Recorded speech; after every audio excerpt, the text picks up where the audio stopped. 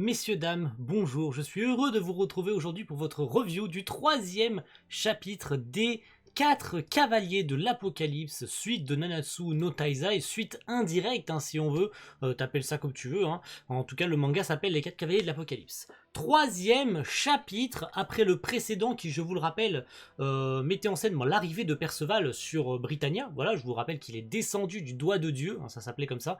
Il était descendu du coup après que son grand-père Balgis se soit fait tuer par un chevalier saint qui est en réalité le père de Perceval. Il s'appelle Ironside, et Perceval il décide de descendre pour retrouver son père et pour se venger de la mort de son grand-père, et un petit peu aussi bien sûr découvrir le monde, se balader et blablabla et blablabla. Sur le chemin il rencontre 3 forains, on va appeler ça comme ça, j'ai oublié un petit peu leur prénom, mais en tout cas ce qui est sûr c'est qu'ils sont tous un petit peu mignons, voilà, il les rencontre. Je vous renvoie vers ma vidéo du chapitre 2.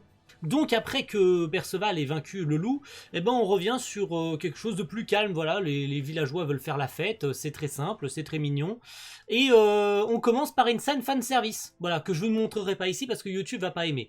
Donc on est au 3e chapitre et Nakaba a décidé de nous mettre un petit peu de fanservice. Donc avec la fille, je sais plus comment elle s'appelle, je vous mettrai son nom au montage. Donc il décide d'aller à Elba, voilà, Elba, et il décide d'aller prendre un bain avec Perceval. Voilà, c'est mignon, mais bon, il y a un petit peu de fan service. Voilà, bon, pour vous dire un petit peu ce qu'ils en disent, ben ils parlent un petit peu des chevaliers saints et du fait que qui sont les chevaliers saints, tout du moins, voilà, Elba en parle un petit peu à Perceval, malgré qu'on ait ces petites scènes de fanservice un petit peu inutiles, en mode oh là là, je plotte tes seins, tu vois. Genre, ils ont tous les deux le même âge, en plus, ils ont tous les deux 16 ans, donc elle se rendra compte un petit peu plus tard dans le chapitre, en mode ah, mais j'ai 16 ans moi aussi, tu vois. Et ah merde, il m'a ploté du coup, c'est pas drôle, oh là là. Mais bon, bref. Ils font un petit peu mention du coup des chevaliers saints en mode c'est des personnages froids qui peuvent voir la vérité, blablabla, blablabla. Ils sont censés être les chevaliers de la justice et j'en passe et des meilleurs. Vous connaissez ce qu'est un chevalier sacré si vous avez lu Nanatsu no Taizai. Après ce petit moment marrant et puis reposant, on revient sur le village et puis là on a un chevalier saint, donc ce fameux chevalier saint du chapitre, à la fin du chapitre 2, qui semblait en fait avoir contrôlé ce loup géant. On se rappelle de ce logo qui a disparu après que Perceval l'ait vaincu.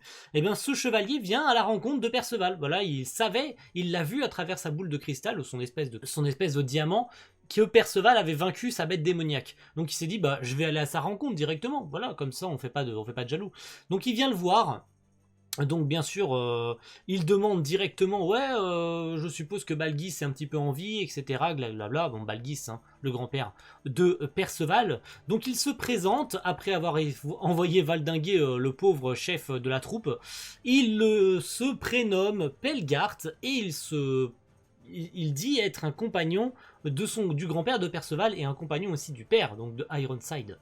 Et Perceval il est un petit peu en colère parce que directement il lui dit il est où mon père, tu vois, si tu es un compagnon de mon père, tu es censé savoir où il est. Surtout que pour le moment ça fait 2 chevaliers saints qu'on rencontre et les deux on ne voit pas leur visage. Alors je sais pas comment ils font les mecs pour voir avec leur gros casque sur la tête, mais j'espère à un moment donné on finira par voir le visage du père de Perceval, est-ce qu'il lui ressemble, et surtout le visage de Pelgart à la fin du prochain chapitre, j'espère, enfin au prochain chapitre, le chapitre 4, parce que un duel arrive, parce que voilà, ils discutent, mais plus ou moins quoi, voilà, ils arrivent pas à se mettre d'accord, Perceval il veut avoir des infos, mais lui il a pas l'intention d'en donner, et puis en plus il veut emmener Perceval avec lui, Perceval est pas d'accord, il veut des infos sur son père pour pouvoir le retrouver, se venger, j'en passe et des meilleurs, vous connaissez un petit peu l'intrigue. Et là ils décident de se battre, voilà. Le combat commence, ils se battent, donc un chevalier saint contre un gamin de 16 ans. Bon, Perceval il est quand même assez fort, je vous le rappelle. Et le duel débute, on voit que Perceval il est quand même assez fort à main nue, malgré que Pelgart essaye de se battre avec une arme, avec une épée. Et on voit que Perceval il est quand même assez résistant malgré son combat, et surtout par rapport à ce qu'avait dit Elba un peu plus tôt dans le chapitre, c'est que ça faisait pas très très longtemps que Perceval était, que la cicatrice, je vous le rappelle, qu'avait fait le père de Perceval au chapitre 1, hein, le laissant pour mort, elle était cicatrisée depuis très peu de temps. Donc ce qui fait que Perceval, il n'est pas entièrement remis de ce qui lui est arrivé. Surtout que cette gigantesque cicatrice va de son torse jusqu'à derrière son dos. Ça veut dire que ça l'a vraiment traversé en fait de part en part. Donc il n'est pas complètement remis, elle est encore fraîche la cicatrice. Donc on peut pas dire que Perceval soit entièrement à 100%, quoi, on peut le dire, voilà, il n'est pas complètement remis, et il n'est pas encore à 100% de ses capacités, donc déjà qu'il a one-shot un loup à main nue, avec la douleur, je pense qu'il doit avoir avec cette cicatrice, même s'il dit que non, ça lui fait pas mal, mais bref, on verra, je pense, quand il sera complètement remis de cette cicatrice, un peu plus tard, de ce qu'il sera vraiment capable. On voit que quand même Pelgard il est relativement solide, hein, il malmène un petit peu Perceval, bon il peut rien faire à main nue, hein, le pauvre, donc il finit par l'attraper, hein, tout simplement, et lui dire bah tu vas utiliser la magie, c'est le seul moyen de m'arrêter. Sauf que Perceval il ne peut pas utiliser la magie, ça c'est un gros point noir, il peut uniquement se battre à main nue, donc il dit quoi? Genre, tu peux pas utiliser la magie, toi, alors qu'il était le fils d'Ironside. Donc, on nous laisse entendre qu'Ironside était quand même un grand magicien, tout du moins qui peut utiliser quand même des pouvoirs magiques, et que c'est pas le cas de Perceval, qui lui est complètement, il n'a pas la moindre magie. Ce qui fait penser d'ailleurs à Black Clover, mais je pense pas que ce soit un petit clin d'œil. Donc il est surpris, puis il est oh finalement ça va être facile, puisque t'as pas de magie, tu pourras pas me battre. Et là, il envoie valdinguer Perceval. Donc on a toujours le petit renard hein, qui regarde de loin en mode oh là là, je vais faire quelque chose, en fait je vais rien faire. Mais tu vois, je suis très mystérieux, je regarde de loin, tu vois. Et là, attention, on a le renard qui fixe de loin. Attention, parce que t'as le gamin, je vous rappelle, parce que le Perceval avait combattu le loup géant pour sauver un petit-fils et son grand-père. Et là, t'as deux cases plutôt sur le loup qui fixe. Bon, on a une petite case avec marqué fixe dans la version française traduite. Et là, Perceval repousse Pelgard. Et attention, à la fin du chapitre, on a visiblement Perceval qui utilise de la magie. Donc on a ces points en fait qui sont illuminés, qui sont remplis d'une aura. Alors, qu'est-ce que c'est censé vouloir dire? Est-ce que ce renard n'accentuerait pas ses pouvoirs magiques? Lui qui est incapable d'utiliser la magie, est-ce que ce renard ne serait pas là pour l'aider?